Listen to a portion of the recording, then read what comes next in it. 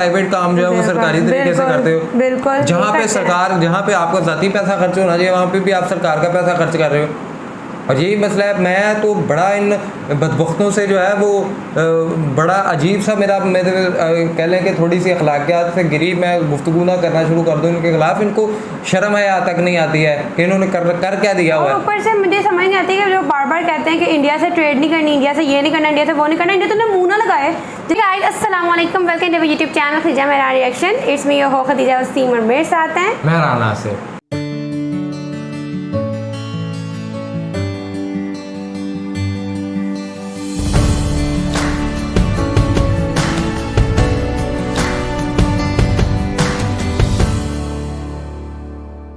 नाज़रीन, रिसेंटली पाकिस्तान के हवाले से बहुत एक बुरी खबर है पाकिस्तानियों के लिए कि पाकिस्तान की एक कैबिनेट ने जो है वो ऑर्डिनेंस पास कर दिया है। और वो ऑर्डिनेंस ये कहता है, एक कानून पास हो चुका है कि आप अपने मुल्क की कोई चीज़ जो है वो बेच सकते हो। और किस लिए? अपने मुल्क को बचाने की खातिर। और एक वीडियो है, वीडियो में भी ये कहा गया है, इंडियंस की जानिब से ये रिएक्शन आ रहा है कि Pakistan is ready to sell assets to China for survival. और हो सकता है पाकिस्तान गवर्नमेंट ख़ुद को ही जो है वो बेच डाले इन चाइना और दूसरे तीसरे ममालिक के आगे।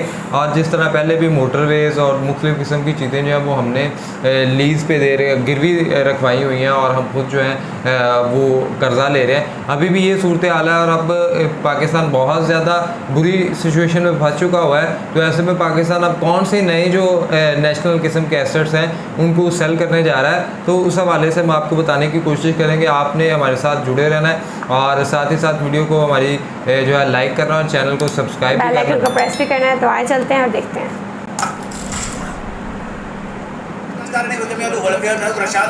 रिसेंटली आपने देखा होगा पाकिस्तान की सरकार ने एक ऐसा लॉ पास किया है जिससे आराम से ही अपने देश में कुछ भी बेच सकते हैं एक फॉरेन गवर्नमेंट को। देखो, एक तो होता है प्राइवेटाइजेशन करना कि अपने देश में जो प्राइवेट कंपनीज है वहाँ पे आप थोड़ा बहुत स्टेक शेयर कर रहे हो सरकारी कंपनियों का। एक होता है कि आप ऐसा लॉ पास करो कि गवर्नमेंट को गवर्नमेंट डील हो सकती है। मतलब कि यूएई की सरकार, चाइना की सरकार पाकिस्तान में कोई भी एसेट, कोई पोर्ट, एयरपोर्ट, नेचुरल गैस के रिजर्व कुछ भी परचेज कर सकते हैं। तो पाकिस्तान की कैबिनेट ने एक अध्यादेश रिसेंटली कर दिया है और इससे पाकिस्तान आराम से फॉरेन कंट्रीज को सीधा गवर्नमेंट को गवर्नमेंट डील में अपने एसेट बेच पाएगा। और सबसे अजीब बात यहाँ पर यह है, इस अध्यादेश में ये बात भी लिखी है कि कोई आदमी ऐसी किसी भी डील को लेकर पाकिस्तान के सुप्रीम कोर्ट में नहीं जा सकता, क्योंकि कई लोग ऑब्वियसली यहाँ पर पिटीशन डालेंगे और कंप्लेन करेंगे, सुप्रीम कोर्ट को कोशिश करेंगे कि सुप्रीम कोर्ट के पास जाए या फिर किसी और कोर्ट के पास जाए और स्टे लगा दे किसी भी गवर्नमेंट को गवर्नमेंट डील पे। क्योंकि देखो, जब पाकिस्तान का एयरपोर्ट, मोटरवे और दुनिया भर की चीजें जो की जब डिलीवरी होगी, सरकारी बेसिकली जब इनकी डिलीवरी होगी, तब काफी लोग यहाँ पर प्रेस करेंगे, कहेंगे कि जिन्ना ने क्या किसी भी पाकिस्तान राजा के जैसे तरीके से। तो ऐसे लोगों के लिए पहले ही इस अध्यादेश में प्रावधान है। ये पहली बात देख, I've never seen this in a democracy कि जुडिशरी को ना पहले ही आप बिल्कुल साइड कर दो कि जुडिशरी के पास तो यहाँ पर किया जाएगा ही नहीं। तो बेसिकली पाकिस्तान की सरकार ने रास्ता अपने लिए क्लियर कर दिया है। ये कुछ भी चाहे पाकिस्तान का दे सकते हैं, पाकिस्तान को डिफॉल्ट की पोजीशन से बचाने के लिए। अब ऐसी बात है जब पाकिस्तान की करंट गवर्नमेंट ऐसे लॉज पास करेगी, सुप्रीम कोर्ट को साइड कर देगी कि कोई यहाँ पर इंटरवेंशन नहीं करेगा। सरकार जो बेचना चाहेगी, जिस देश को ड्रग भी बेचेगी। तो पाकिस्तान में जो अपोजिशन पार्टीज है ये प्रोटेस्ट भी करने वाली है। अब इमरान खान ने ये बोलना स्टार्ट कर दिया कि जो सरकार जो यूएस लेके आया है पाकिस्तान में पावर में, क्या ये लोग हमारे नेशनल एसेट्स ड्रग भी बेचेंगे, क्या हम इन पर ट्रस्ट कर सकते हैं? क्योंकि जो भी लीगल चेक्स और प्रोसीजर्स थे इसको तो ये बाईपास करने वाले हैं। हालांकि मैं ये बता दूं कि ये यूएस वगैरह को ब्लेम कर रहे हैं, मगर जो भी पाकिस्तान के एसेट बिकेंगे ये या तो चाइना देगा या हो सकता है may be United Arab Emirates वापस परचेज कर ले। तो डिस्कस करेंगे इस टॉपिक पर कि पाकिस्तान कौन से अपने मेजर एसेट बेचने वाला है और क्या इसका कुछ सिक्योरिटी रिलेटेड इम्पैक्ट इंडिया पे आ सकता है। तो डिस्कस करेंगे इस टॉपिक पर। आगे बढ़ने से पहले आपसे क्वेश्चन पूछूंगा। क्वेश्चन यहाँ पर ये है कि हाल ही में इनमें से किसको इलेक्ट किया गया है as the new president of Sri Lanka? ये है यहाँ पे आपके ऑप्शन, विक्रम सिंघे, गुरुवर्धन राजपक्षा या फिर रणधीर। कमेंट सेक्शन में लिखिए उत्तर। सही आंसर मैं आपको थोड़ा समझ है कि करना। जब पाकिस्तान के एसेट सेल की बात आती है तब पहली चीज आपके माइंड में आएगी Gwadar port. Most probably Pakistan जो ये ग्वादर पोर्ट है ना अब तो डायरेक्टली बेच ही देगा। इसके मतलब है इतने बिलियन इनको मिल जाएंगे कि एक बार को जो उनका आर्थिक संकट है ये कट जाएगा।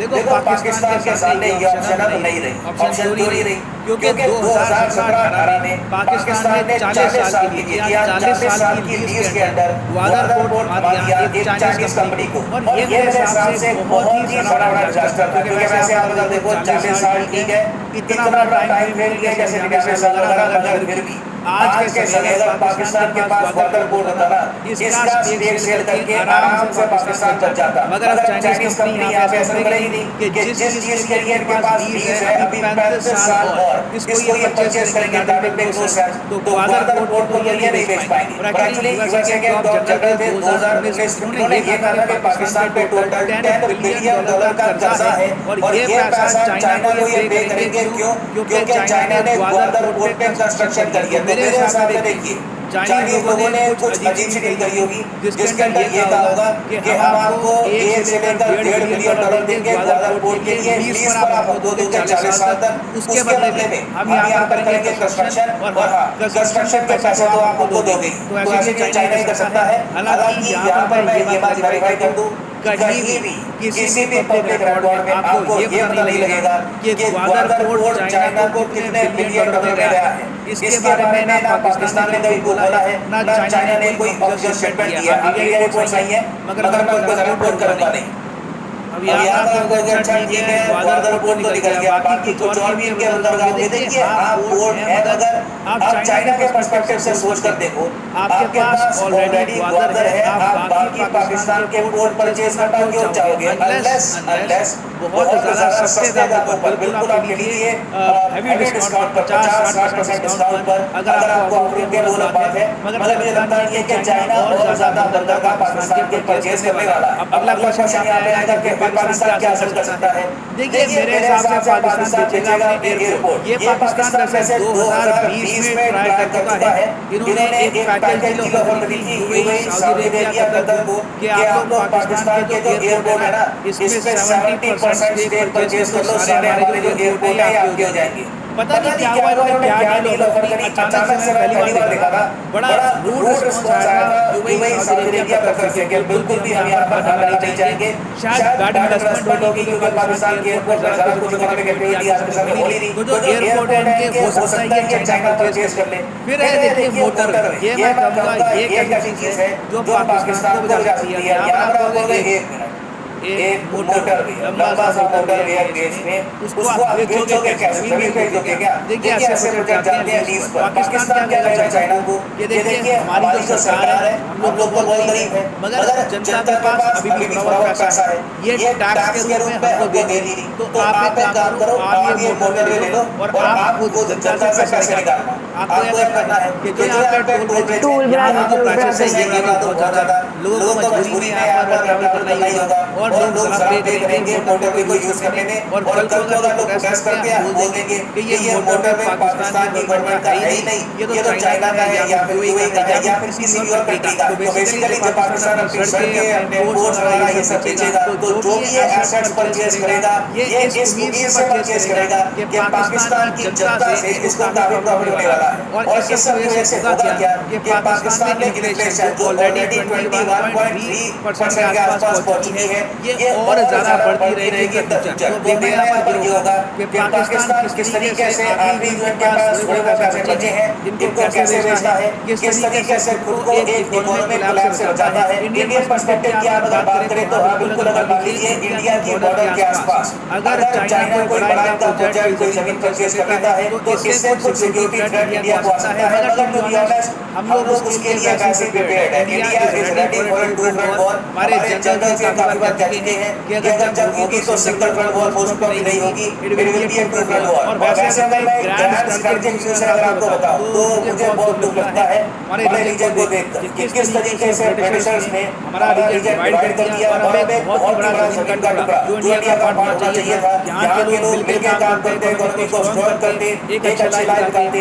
ये लोग मजबूरी में आके अपनी जमीनें बेच रहे हैं ताकि ये लोग सर्वाइव कर पाए। इनका इंडिया जैसा था, it is a tragedy for south Asia. वापस आ जाते हैं क्वेश्चन की तरफ कि रिसेंटली किसको इलेक्ट किया गया है as the new president of Sri Lanka. तो सही उत्तर यहाँ पे है ऑप्शन ए, रणिल विक्रमसिंघे। यहाँ पर आप देख पाओगे प्रेसिडेंट विक्रमसिंघे ने रिसेंटली डिसाइड किया है to appoint Dinesh Gunawardena as the next prime minister. तो गुणावर्धना आज के समय है श्रीलंका के प्राइम मिनिस्टर, विक्रमसिंघे है प्रेसिडेंट। और फाइनली आप मैं ये भी ऐड कर दूं कि because of heavy demand Unacademy की जो 20% क्या कहती हैं खदीजा इस सारे सिनेरियो को देख के पाकिस्तान की स्ट्रेटजी? मैं तो यही कहूँगी कि ये जो आप इतनी चीज़ें के बेच रहे हो, पूरा मुल्क ही बेच दो, किसी और का कब्जा आने तो आराम सुकून से। आप अपने आप को क्यों नहीं बेच देते? मैम इंडिया से ही कर रहे हैं ना, ये तो कल को आवाम को भी बेच दे। मैं एक चीज़ बताऊँ, देखें कि पाकिस्तान जैसे मुल्क के अंदर ये सूरत हाल शुरू से रही है कि हमने दूसरे ममालिक की जो कहने इंटरफेरेंस के बाद हमने खुद को हमारे यहाँ डॉक्टर अब्दुल कदीर खान जिन्होंने एटम हमें न्यूक्लियर वेपन दिया, एक हमें न्यूक्लियर एटम एटॉमिक पावर जो है वो वर्ल्ड में इंट्रोड्यूस करवाया, उसके ऊपर जो है नज़रबंद कर दिया गया उन्हें। किसके कहने पे? कुछ ऐसे अनासर के कहने पे। अब हालत ये हो चुकी है, ये जो कहते हैं ना हम ये कर देंगे लीज पे, हम ये कर देंगे लीज पे। अगर ये पाकिस्तान के इतने ही सके हैं तो जितना पैसा इन्होंने बाहर लेके गए वो सारा पैसा अगर ये पाकिस्तान में ले आए तो पाकिस्तान बढ़ सकता है, अगर ये पाकिस्तान के इतने सके हैं। लेकिन मसला यहाँ पे है कि ये इतने सके नहीं है। इन्हें पता है कि हमें क्या है, वो कहते हैं ना ये वो कर रहे हैं कि एक घर को बेच बेच के थोड़ा थोड़ा थोड़ा थोड़ा थोड़ा थोड़ा करके खाई जा रहे हैं, और बाद में जब वो ख़त्म हो जाएगा तो बाद में कहेंगे भाई आपका मुल्क आज संभालो, हम क्या करें। हमारे वो शुरू वो कहते नहीं हमारे तो बच्चे, वो कहते नहीं हमारे तो बच्चे यहाँ के है ही नहीं है, वो तो है ही बरतानवी है, तो हम क्या करें। वो तो आप ये अंदाज़ा लगाओ कि इस मुल्क का इक़्तिदार उन लोगों के हाथों में है कि जिनकी अपनी औलाद की नेशनलिटी जो वो पाकिस्तानी नहीं है, वो कहते हैं वो पाकिस्तानी है ही नहीं, वो तो वहाँ के। तो इसका मतलब ये है कि ये तो वही 1947 से पहले वाला दौर आ गया कि अंग्रेज़ों की हुकूमत थी, वो कहाँ से उठ के कहाँ पे आके हुकूमत कर लेते थे और कहते थे भाई ठीक है यहाँ पे लूट मार कर ली, जब बाकियों ने पता था हमारे तो वहाँ पे हमने चले जाना, हम तो एक ब्रिटिश पावर। और यही मसला आज यहाँ की ये शरीफ खान और जो दूसरे चंदे का नासर है उनका है कि वो कहते हैं जी ये उधर से आ जाते हैं, आके इधर पावर यूज़ कर ली, शशके इधर उधर सारी अयाशियाँ कर ली, बाद में जब अयाशियों के लिए पैसे ख़त्म हो गए तो कहा जी हम तो है ही वहाँ के, हम क्या करें। ऐसा लग रहा है तारीख रिपीट हो रही है। बिल्कुल, ये 1947 से पहले जो अंग्रेज़ों का दौर था यही आज वो वाक़या हो चुका है पाकिस्तान के अंदर के। यही वो लोग हैं कि जो आके राज करते हैं और यहाँ पे बाद में एक वक्त में इन्होंने ठुडे मार के पाकिस्तान को कहना जाओ तुम और हम इधर बड़ी बातें करते हैं गरीबों के लिए, हम घर बना के देंगे, हम ये करेंगे, हम वो करेंगे। कितने हज़ार कनाल का इनका घर है, आप उसमें गरीबों को रख लो जिसमें चंद आप लोग, कितने लोग रहते तो तुम सब बाहर हो। बाहर घर बनाए हैं, यहाँ पे घर हैं, यहाँ पे आप देखो एक बता रहा है। और यार मुझे ये नहीं समझ आती है कि आपको ये हक किसने दिया कि आपका बीवी बच्चे आपके घर बार सारा बाहर हो, आप इलाज के लिए बाहर जाएं, आप घूमने फिरने के लिए बाहर दफ़ा हो जाएं, और यहाँ पे आगे आप ये कहें जी कि यहाँ पे आगे ये कहें जी कि हम तो आपके सके हैं, मैं आपका खादम हूँ, मैं ये कर दूंगा, मैं वो कर दूंगा।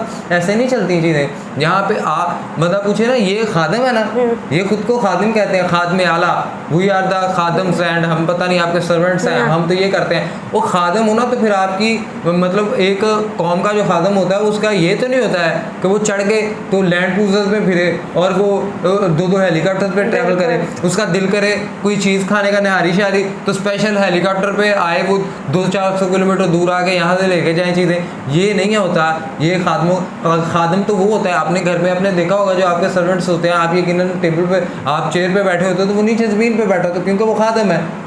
आप उसे हुक्म देते हो कि ये करो ये करो, लेकिन यहाँ पे ये होता है किसी को गायब करा दो, किसी को कत्ल करा दो, किसी को मार दो, किसी को कुछ कर दो, कोई किसी को फ़र्क नहीं पड़ रहा होता क्योंकि ये खादम है।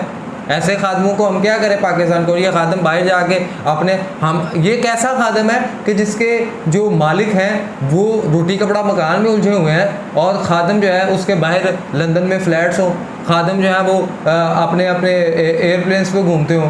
तो ऐसे खादमों को क्या करना चाहिए? जो इन्होंने हालत कर दी है ना, अगर ये देखो कभी कुछ बेचने कभी कुछ बेचने का पूरा मुल्क दे दे ना तो समझ आ जाएगी कि कोई किसी और का कब्जा आ गया। मुझे नहीं समझ, ये मुल्क बना था ऐसा। और यार आप सीखो, जो इस्लाम के नाम पे आपको मुल्क मिल चुका है उस इस्लाम के जो लीडर्स है वो क्या करते थे, उनका रहन सहन किस तरह का था।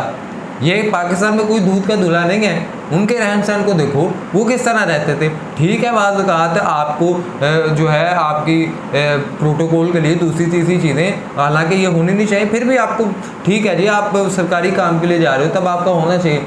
लेकिन आप करते क्या हो सरकारी कामों को, आप हर चीज़ अपना प्राइवेट काम जो है वो सरकारी तरीके से करते हो। बिल्कुल, जहाँ पे सरकार, जहाँ पे आपका ज़ाती पैसा खर्च होना चाहिए वहाँ पे भी आप सरकार का पैसा खर्च कर रहे हो।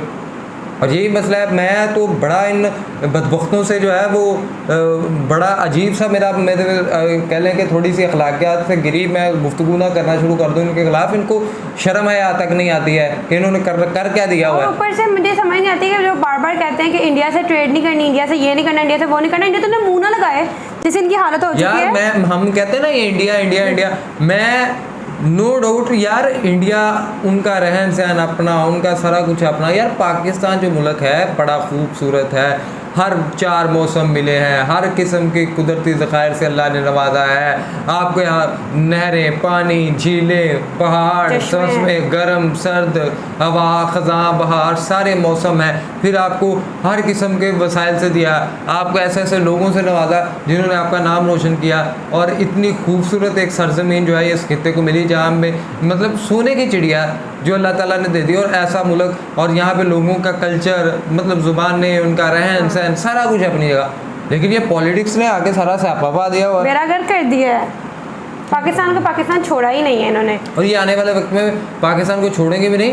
ये इनको तो ये मैं अब बस ठीक है नाज़रीन, इसी के साथ ना आप वीडियो के हवाले से जो भी आप राय रखते हैं नीचे कमेंट बॉक्स के अंदर लाजमी बताइए। वीडियो को लाइक कीजिएगा, कमेंट लाजमी कीजिएगा, साथ चैनल को सब्सक्राइब करें, बेल आइकन को प्रेस करें, इंस्टाग्राम आईडी में फॉलो करें, सजेशंस दें। तब तक अपने मेज़बानों को देंगे तो दुआ में याद रखें। अल्लाह ने के बाद।